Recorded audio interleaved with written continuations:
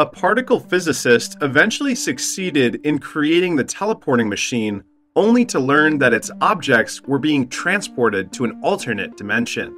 Now that her husband is gone, she uses it to explore an alternate timeline and bring back an alternate version of him. But what would happen when she learns that the man she brought back with her soon turns out to be someone other than her deceased husband? Let's find the answer in the movie. Jane Chandler, a particle physicist and a mother of 2 children, enjoys a morning jog in the park before she starts her day. Afterward, she returns to her house to partake in a hearty breakfast with her family. Once inside, Jane greets her husband, Matt Chandler, who prepares their meal in the kitchen. She then drops the earphones she used on the dining table, where her daughter, Samantha Chandler, reacts with revulsion because technically it is owned by Samantha and Jane forgets to ask for her permission. On the other hand, Matt asks Jane about her morning jog, and Jane answers in frustration, saying that she hates exercising because it hinders her from indulging in her favorite meals. Because of that, Matt shows her the French toast he made in the refrigerator. Jane attempts to take it, but Matt quickly blocks the fridge, telling her that she needs to follow her diet since she started exercising. Left with no choice, Jane takes a shower and tells Matt that they will meet at the mangrove jetty to have lunch. Later, she arrives at the laboratory to begin her work as a particle physicist. Jane goes to greet her soul colleague, Reg, but sees him talking to someone on the phone. Soon, she learns that Reg has been talking about their innovation with their boss, Dawkins, who is putting intense pressure on them to complete it. Therefore, Jane takes the phone from Reg to talk with him. She assures Dawkins that the teleporter machine will be able to function in a month and that they are very close to seeing positive results. Jane hangs up after a while Reg is taken aback to learn that they have to finish the invention within a month. Afterward, she asks him for the parameters set so they can begin activating the machine. Not wanting to be held accountable for any mistakes that might occur, Reg cautions Jane to double-check it first, but Jane merely laughs at Reg and informs him that they will be shooting for a teleport time of 6 seconds. Afterward, she orders him to place the subject, an apple, in the chamber's center. Once done, Jane fully charges the coils and tells Reg to abort if he detects any problem. Reg takes a mental note, then watches as Jane activates the chamber with 50 petawatts of power before he follows suit. At the outset, Jane cranks up the power to 100 to 150 petawatts, overloading the system. She then attempts to give the command for Reg to shut it down, but it's too late and the inside chamber has already blasted. Since that is the case, Reg gets up to see if the apple was successfully transferred to another chamber. But upon opening it, the apple is still there. At lunch break, Jane goes to the mangrove jetty to meet Matt and have their meal together. She informs Matt that she almost blew the whole system in the laboratory, and Dawkins threatens to cut off their funds if the project fails. Jane feels under too much pressure, having no assurances that they are near to a positive result. She merely lies to Dawkins to keep the laboratory from closing down. Matt then comforts her, and they skip lunch as Jane needs to return to the laboratory. However, Jane cannot concentrate on her work, so she goes home to continue her research there. When Jane arrives, she heads to her office room to learn more about commercial teleportation and how it can support her work, during which a video she watches teaches her that scientists must always take chances when developing new technologies. The following day, Jane watches for Reg to make the final modification so they can turn on the chamber again. When Reg finishes setting up, she tells him that she will begin with 200 petawatts because they don't have time to go more cautiously. Reg has no choice but to let Jane take the risk and follow suit. They crank up the energy in the chamber to 350 petawatts and wait for the blast to occur. However, it didn't happen, and once swiftly open the door, they discover that the apple has vanished. The two of them go to see if it has been teleported to the other chamber, but no apple is there as well. This leads to Jane theorizing that it is a positive outcome of their work deconstructing organic materials. Sometime later, Jane goes to meet up with Matt at the mangrove jetty to toast her accomplishment. She patiently waits for his arrival. When her phone suddenly rings, it's Matt's number. Jane answers the phone immediately, only to hear Matt stifle his breath as he expresses his undying devotion to his family. This prompts Jane to hastily get in her car and travel to Matt's workplace. As she drives, Jane suddenly comes upon Matt on the side of the road where the emergency medical technicians are putting him on a stretcher. She then pulls over and gets out of the car to approach Matt, but the cop prevents her. Unfortunately, Matt is killed in an accident. Days pass by. Jane and her children go to the mangrove jetty to spread Matt's remains in the river. Jane's situation worsens as she drinks herself to exhaustion and misses taking her children to school. She is supposed to cook breakfast for them, but is too drunk to function properly.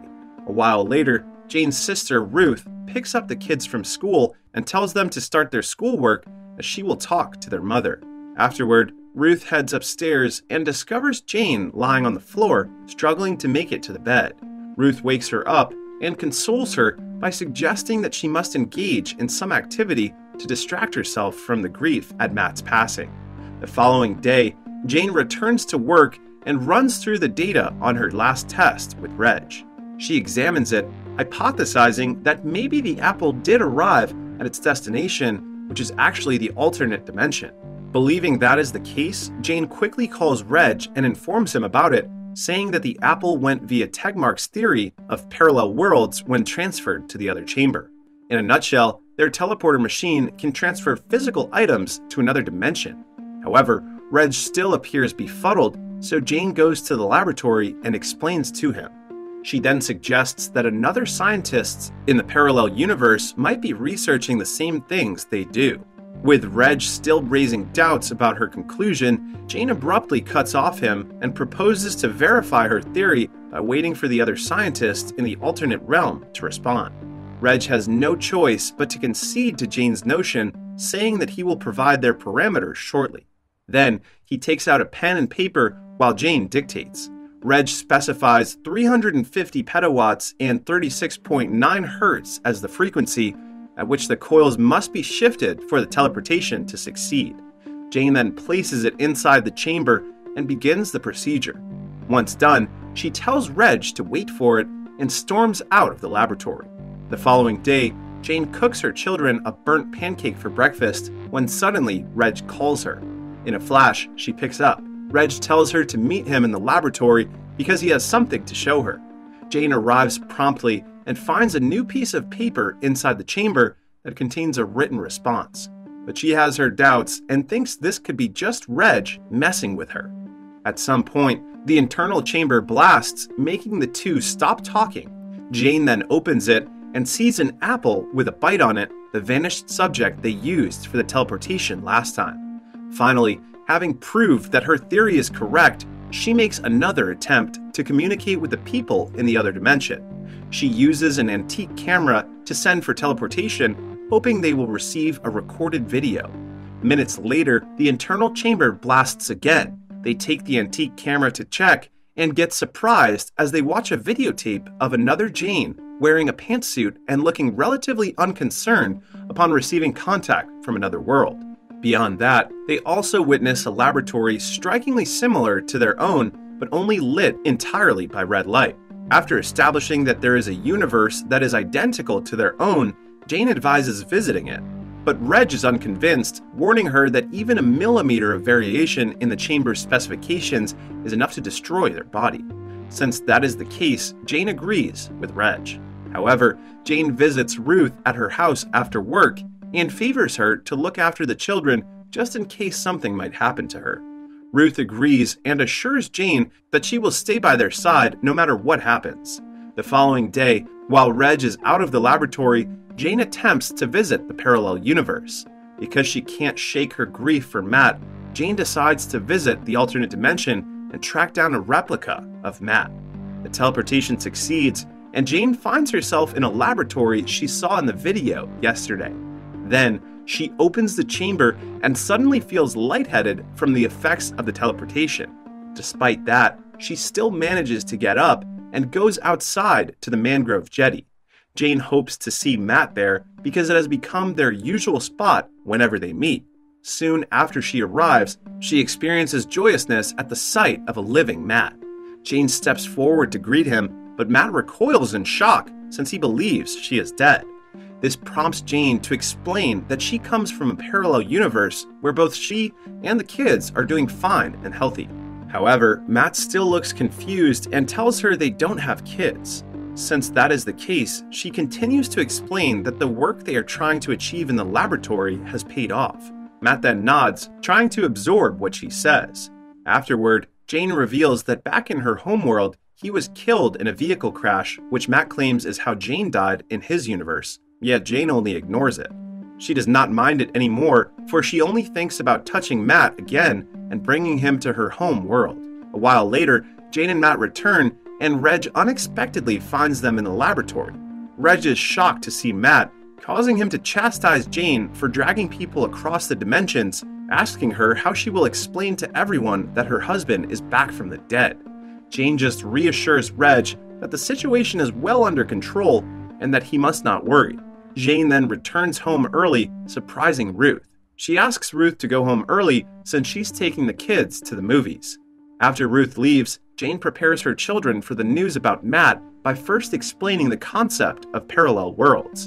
And after teleporting the apple using the machine in the laboratory, she learned that it went to a world identical to theirs.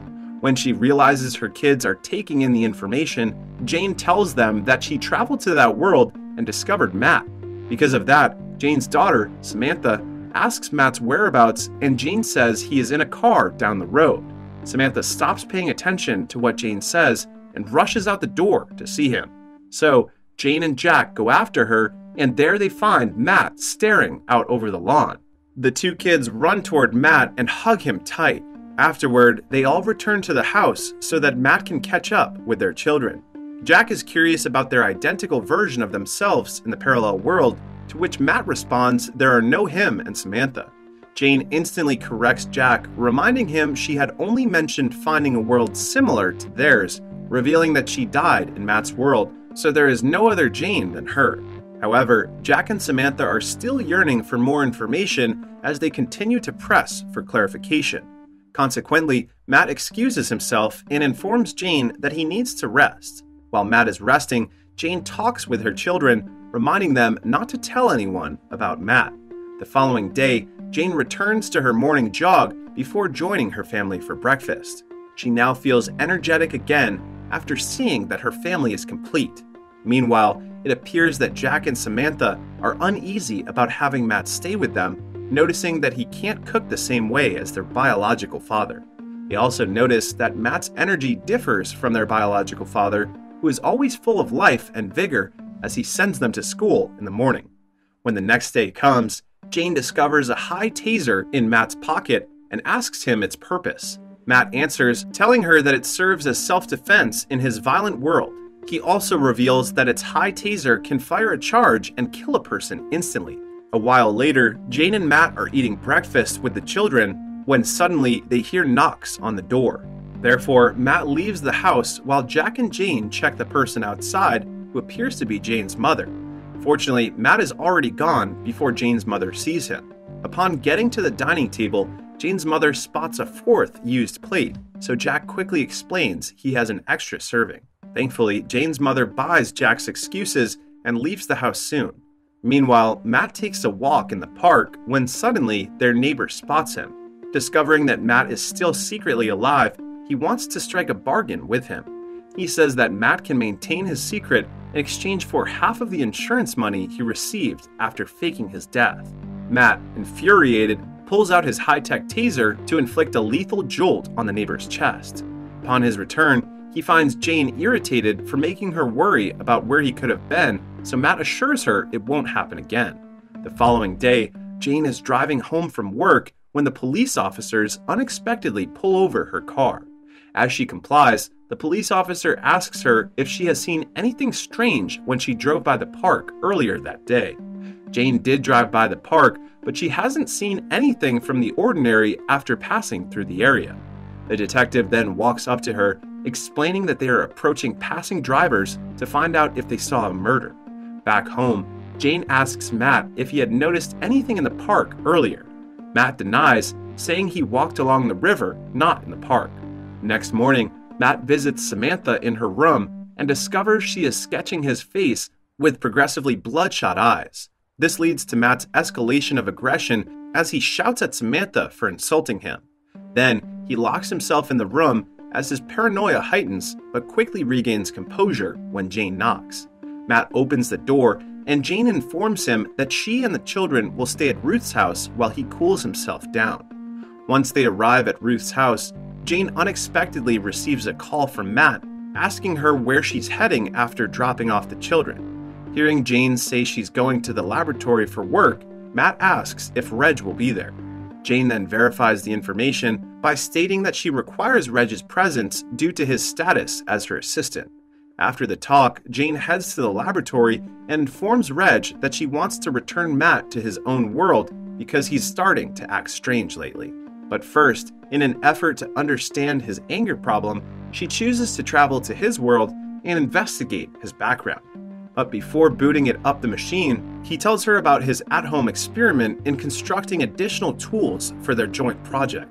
But before he wants to share something more, Jane interrupts and favors him to save it for later. This causes Reg to stop talking and activates the machine to teleport Jane. Then, Jane safely travels to Matt's world and quickly drives to their house. There, she finds her other version lying on the bed, dead and killed by Matt's high-tech taser. On the other hand, Matt pays an unexpected visit to the laboratory and cuts off the wire connected to the chamber, preventing Jane from returning. He also kills Reg for having an affair with Jane in his world. At Matt's world, Jane rushes back to the laboratory to inform Reg what she saw, but fails since the chamber doesn't function. Because of that, she realizes it was Matt who sabotaged it after telling him where she was heading earlier. With no way out of the lab, Jane is unexpectedly rescued by the alternate version of Reg. He claims to be experimenting with a second unit at his home to keep the petawatts stable. Therefore, Jane quickly favors him to take her to his house and uses the machine to get her home. However, the first attempt fails, and she is sent to another reality where Jane sees a happy version of herself at the dinner table with her family. But in the second attempt, Jane cracks the code that will allow the chamber to transport her to her world. She returns to the laboratory and immediately goes home to find her kids. Jane informs them that Matt is dangerous and they have to hide while she's going to set a trap on him when he arrives. A while later, Matt enters their house and looks for them. He goes into the room on the second floor and sees Jane sitting on the bed. Yet he has no idea that Jack is just waiting for him to go through the door. As a result, Jack is able to knock him out cold by hitting him with a baseball bat. Then, they lock him inside the chamber, where Jane activates the device and teleports him to a distant dimension where Matt discovers he is lost in a maze with no possible escape. However, the movie ends with Jane receiving an unexpected house guest, Reg, from another timeline, who tells her that she has been sent to the wrong universe.